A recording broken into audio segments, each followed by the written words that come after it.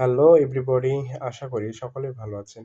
আজকে একটি বিতর্কিত বিষয় নিয়ে কথা বলবো। সেটি হচ্ছে একজন ব্যক্তির জন্মস্থান নিয়ে। আসলে উনি কোথায় জন্মগ্রহণ করেছেন? উনি কি দেশে মানে বাংলাদেশে জন্মগ্রহণ করেছেন?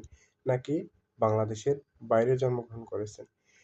তিনি আর কেউ নন, বাংলাদেশের সাবেক সফল রাষ্ট্রপতি জনাব জিয়াউর রহমান এবং ৩ বারের সফল প্রধানমন্ত্রী বেগম খালেদা জিয়ার বড় ছেলে, বর্তমান বাংলাদেশের প্রধানমন্ত্রী জনাব তারেক রহমানকে নিয়ে।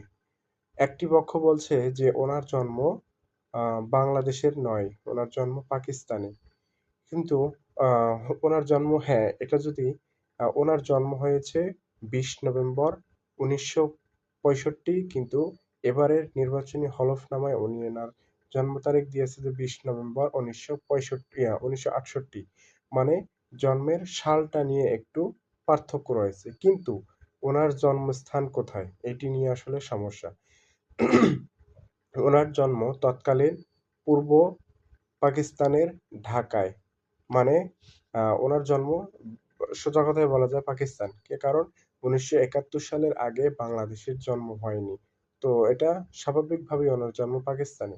কিন্তু বাস্তবিক অর্থে কি ওনার জন্ম পাকিস্তানে? ওনার জন্মস্থান যেটা সেটা হচ্ছে ঢাকায়, যেটা বর্তমানে বাংলাদেশের রাজধানী।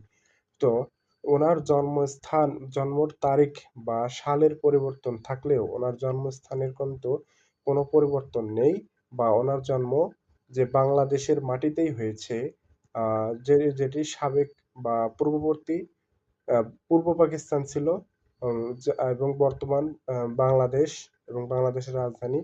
এটি মূলত পার্থক্য। কিন্তু আসলেই ওনার জন্ম বাংলার মাটিতেই হয়েছে। এখানে এখানে এটা এটা নিয়ে দ্বিমত করার কোনো প্রশ্নই আসে না, বা দ্বিমত করার কোনো সুযোগই নেই। একটি চক্র রাজনৈতিক উদ্দেশ্যে এই অপতথ্য ছড়াচ্ছে। আমাদের সকলেরই উচিত কোনো প্রকার অপতথ্য না ছড়িয়ে, মানুষের মধ্যে বিভেদ বা বিশৃঙ্খলা না করে সঠিক তথ্য মানুষের মাঝে পৌঁছে দিয়ে আ একটি সম্প্রীতির সহাবস্থায় নিয়ে থাকা। ধন্যবাদ সকলকে।